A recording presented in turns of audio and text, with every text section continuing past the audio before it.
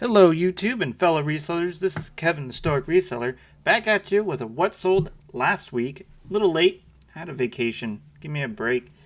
I'm going to be showing you some pretty in-depth numbers. I put both my stores on vacation mode. If you don't know, I sell on Poshmark. If you're new here, I am a part-time reseller with a full-time job and a full-time family. I buy and sell new and used clothing and sell it on eBay and Poshmark. I source uniquely once every 3 weeks and on my lunchtime specifically. And I do things a little bit differently than I would say most of what you see on YouTube. I don't promote my items. So what you see is without a promoted listing on eBay. I do go in depth on everything though and what to expect if you decide to go down the same path. So let's start out here. So what I'm going to show you is this cool piece here. Woo! All right, so this is how I'm going to break it down, guys. I did this last video, and I really liked it. So between Poshmark and eBay, I had $1,299.98 of sales last week. Mind you, I was on vacation up until yesterday. Poshmark, if you put your store on vacation mode, you don't get to have any sales. Your entire store is visible, but all your items get put as not for sale. eBay, however, you can set like an automatic notification to potential buyers that, hey, I'm out of town, expect delays in shipping, yada, yada, yada, the works. So you can see here, out of 5 days that I was on vacation mode, I still got quite a bit of sales. I did really good on eBay. I'm not complaining. I didn't have any crazy nasty messages or nothing like that. So anyways, so out of that, eBay, we had $1,179.98. My selling costs, which is a percentage of all your fees, right? Your eBay fees, shipping, any taxes that eBay collects and everything, that all gets factored into those costs. So on eBay, for the last quarter, I try to maintain this quarterly. I got that down to 28.7%. And I forgot a percent sign in here. Boom. So that cost me $338.65. My average cost of goods, guys, I do everything based on an average, is down to $9.80. I've been much more aware of my spending as I try to bring both my average selling costs and my average cost of goods down. So that cost me $245. I really want you guys to understand you need to know these numbers. If you're going to do this and try to be like successful or at least marginally successful like me, you want to know exactly how much money you're making. Okay? So knowing your average cost of goods, knowing your selling costs, those are prime numbers that you absolutely need to know.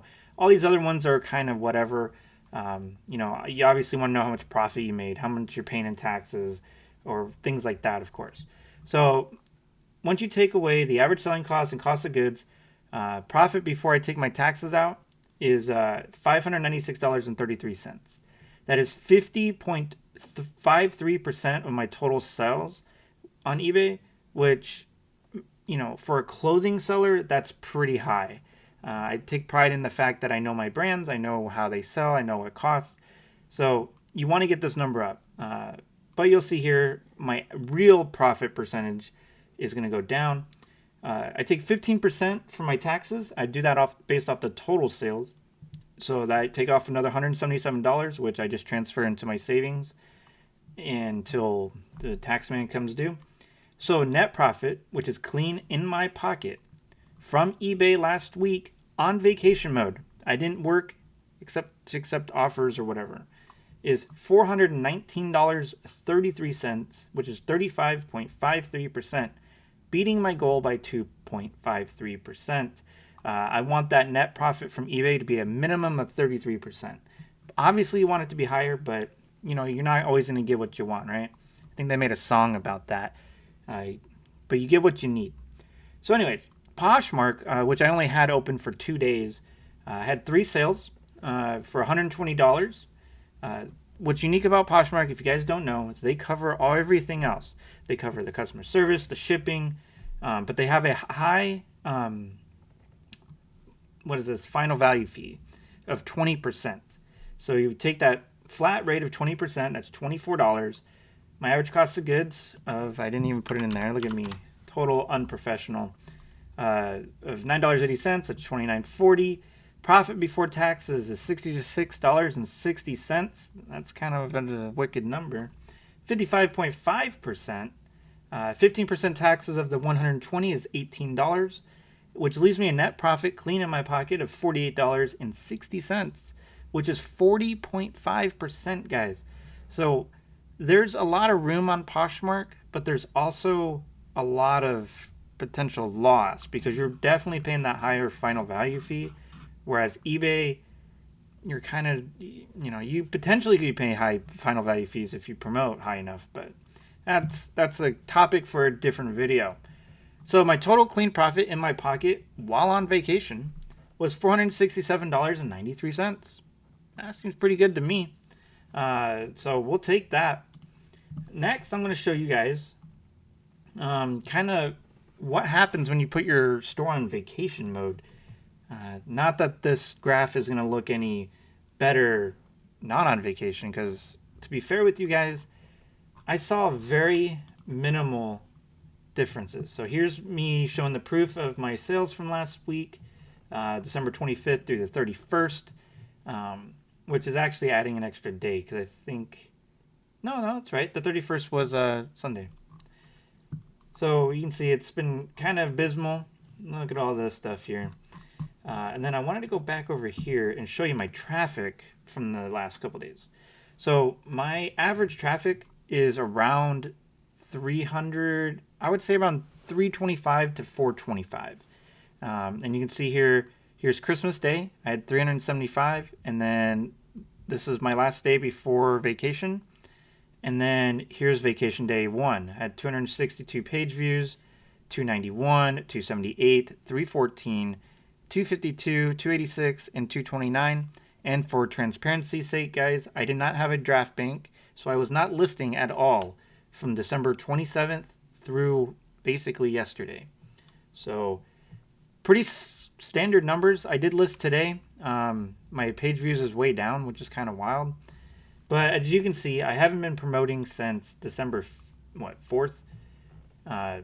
And this, mind you guys, the promoted were just stuff that was older than what was listed prior to August 1st.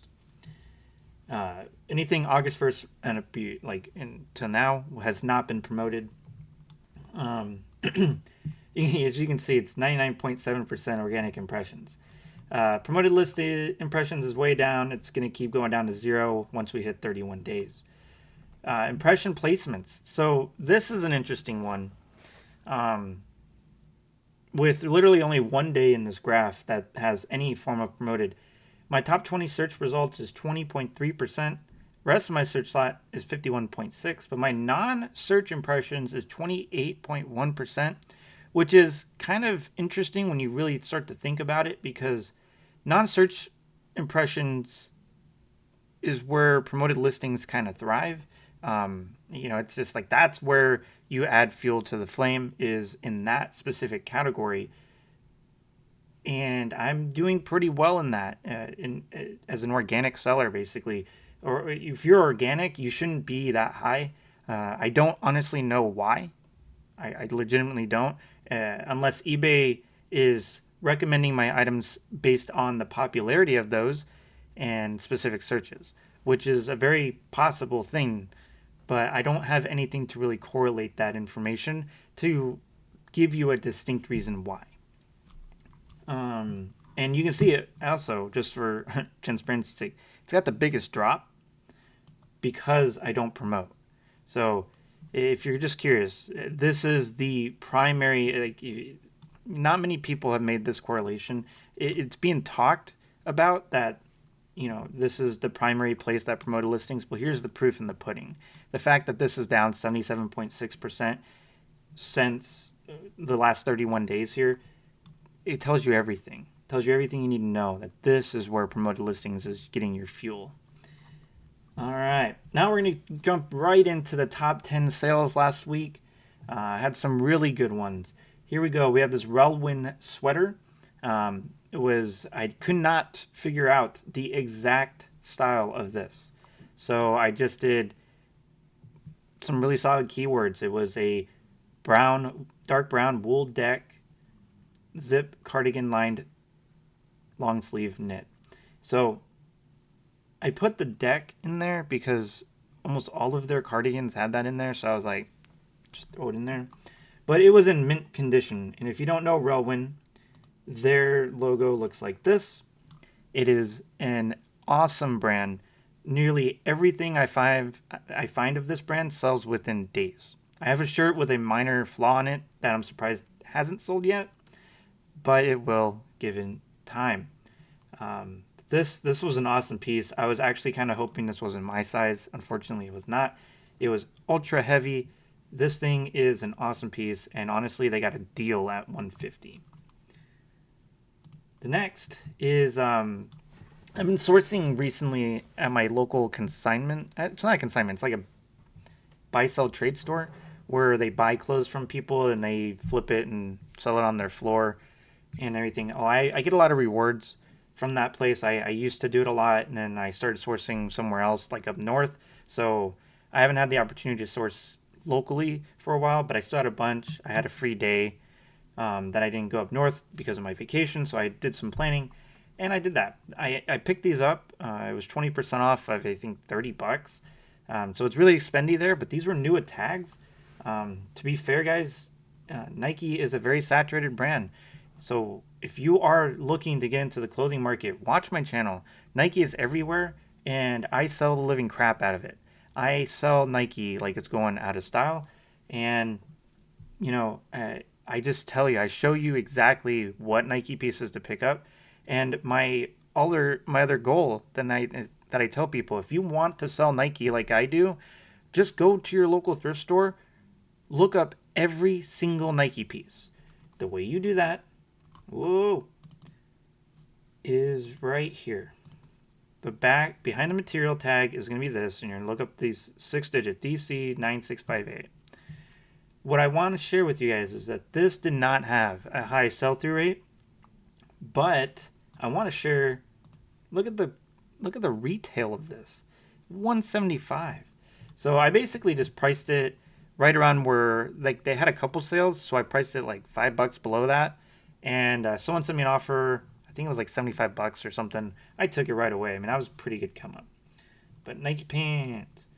Here we have a cool sweater. I also found this at that buy sell trade.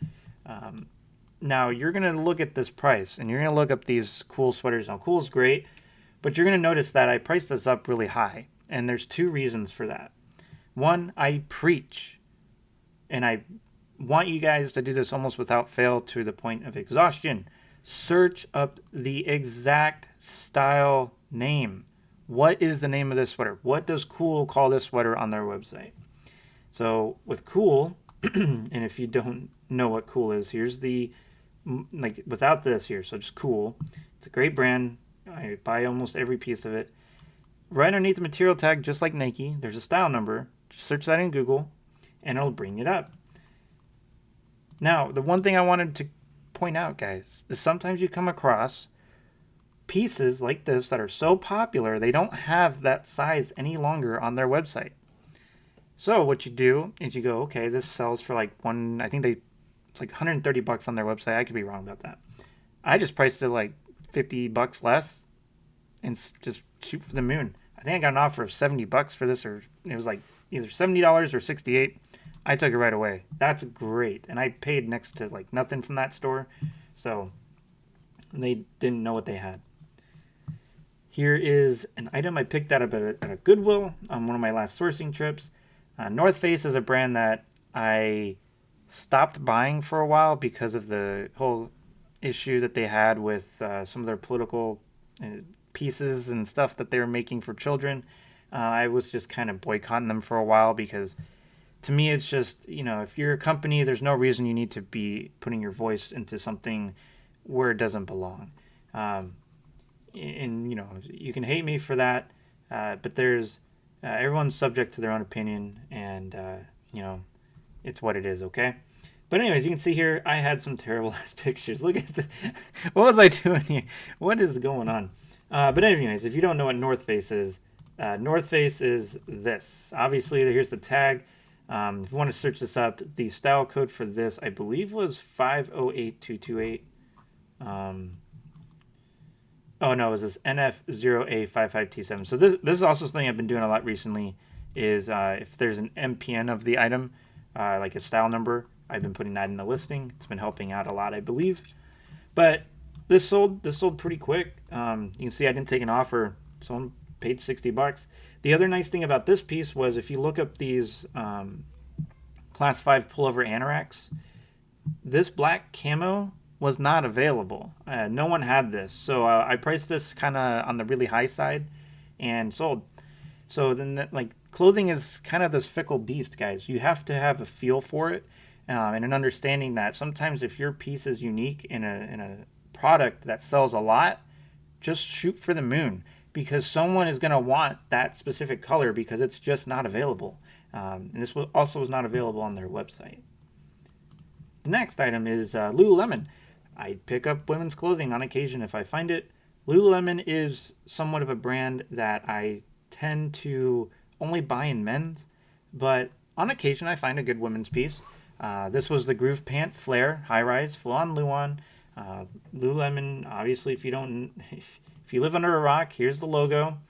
And also for any newcomers wanting to learn some brands, Lululemon, I would only pay for if you already know the style number. So like their shirts, for instance, are hard to look up, but if you already know and you've done the research before and you just know what it is, that's fine because it won't have this size dot. Most of the pants and the jackets will have this size dot somewhere.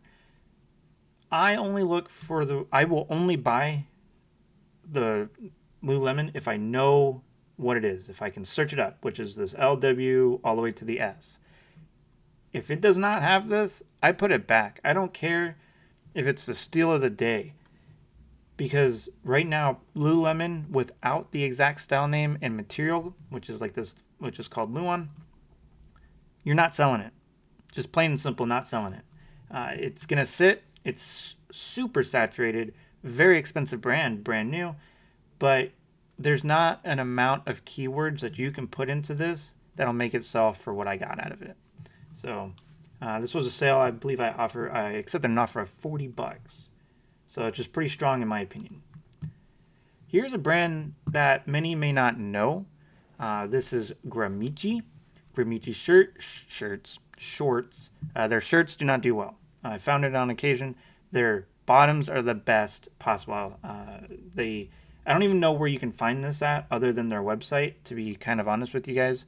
I've looked. REI, Public Lands don't have it. Those are the only two outdoor places that I know of that would sell this, or that are anywhere local to me. I don't know. Maybe that's just lazy talk for me not doing my research locally. But anyways, these were kind of cool. Goodwill, I remember picking these up going, why did I think they only wanted $7 and it's brand new. And I wasn't sure. This is a men's, it's the Shell Gear short. When you search that up on eBay, there weren't any available. But yeah, here's the logo. Pretty unassuming brand. It's pretty high quality for something made in China. You can see here, and then you look at that and you're like, what is this shit? Well, look at that tag. You can't even read the freaking label. It's pretty bad, but it sells. And this sold for $40, new with tags, without question. If this was used, I still would have picked it up, but probably priced it around $25. Here is a great golf brand, guys. Grayson. Now, the problem with Grayson, and sometimes you get this with when you search up specific style names. So here's it's the Sian Concept. I hope I didn't just say a nasty word in some foreign language. But anyways, here's the logo that you're looking for. Grayson's a great golf brand. 100%. You're going to want to buy this almost unconditionally as long as it's without flaws. All of their items have sold for me. their pants, their shorts, their zip ups like this, their polos do excellent. It's just a brand that keeps selling. It feels like excellent quality. You'll notice this right away when you pick it up. This for some reason sat, and I'm going to show you the next item too. Oh no, it's not on here. I wonder why it's not on here. But anyways, I sold this one, and then like not even 10 minutes later, I had a similar one but in black, and then that one sold, but to a different buyer. So I don't know what happened there. They both sat. They both were in my store for like almost 4 months, and which is unexpected. I did price them a little high, but whatever. But anyways, yeah, I think I accepted an offer of like $37 plus shipping. Grayson's great brand, guys. Jack Donnelly. This was a unhemmed pair of pants. You can see how freaking long these were. Look at my... I only have a yardstick for measurement purposes, right? I didn't even have enough yardstick to measure these pants. But you can see that they're a raw hem, meaning or unhemmed, which is okay. I've only come across this a handful of times, and actually it's probably more beneficial than not, because someone can buy this and hem them themselves. So, but anyways, Jack Donnelly is a pretty strong brand. You can see here their clothing is made here in the U.S. That is something that I have been focusing on, learning brands made in the U.S. So when I see them, I don't just pass them up. This brand I've only seen sold on Huckberry and their own website. I actually learned this brand from Huckberry website, just scrolling through there, seeing what they have. I was a little worried with the size, 29, but whatever. You can see here I priced it at $40. I think I took an offer of $34. So when you see those guys, pick them up. Really good brand. Another Lululemon piece. So one thing I do with Nike and Lululemon, guys. So this is, listen this up. This is probably a pro tip. So if anyone's listening at this point, which we're 22 minutes into the video, pro tip on pricing items, regardless if you're promoting or not. So this item, if you look up On the Move pant, you'll notice that this does not have a 100% sell-through rate at any of the sizing. So what I did, and I do this regularly with Lululemon and Nike, is if you look this up, you can see what it doesn't have a 0% sell-through rate. So, I think a lot of people were getting around $40. Now, that seemed to be about the most, but a lot of people were asking a ton of money, like upwards of $60, $70, which is just absurd. You guys, please pay attention to what sold, specifically what they're selling at, because it doesn't matter how much you promote, you're not going to get something that I sold for $35. You're not going to get 60 for if you promote like at 90%. It just isn't going to happen. Buyers are smarter than that. But anyways, so this sold in my store, or sat in my store for about 2 months, and they sold for $35. So I priced them $5 lower than the median sell price of it, and they sold. That's how you can combat a slower sell-through rate item. Obviously here, like I said, I only buy these if they have the style number in there. So yeah, that's how you're gonna do it. Personally, that's how I do it. It's always come in clutch for me, especially, and really, it's only been with Lululemon and Nike that it's ever really been a factor. So keep that in mind, guys. When you're trying to learn how to price items, just try to find the median price, and if you're nervous about the sell-through, just price it slightly lower. Doesn't have to be a ton, just slightly. In this instance, it was $5 lower, and someone came in and bought it. All right, and the last item, guys, is an item I didn't know existed until my last thrift trip, which was Mizzen & Main pants. I didn't know they made pants. Their shirts do great. I sell their shirts all the time. I don't find them all the time, but yeah, here you go. Mizzen & Main, the Baron Chino. And actually, these have a great sell-through rate. I think I have like 4 or 5 pairs of these. This is the first pair that is sold. Someone came in at $35. Didn't even question it. Pretty good pair of chinos. So yeah, guys, those are the top 10 sales from last week. We've got all the way down to $35, which isn't normal, but also last week wasn't a normal week. So, and then this also I wanted to share because sometimes I think I'm not transparent enough, and maybe that's a bad thing. But you can see I do want to share that I do sell quite a bit on Poshmark here.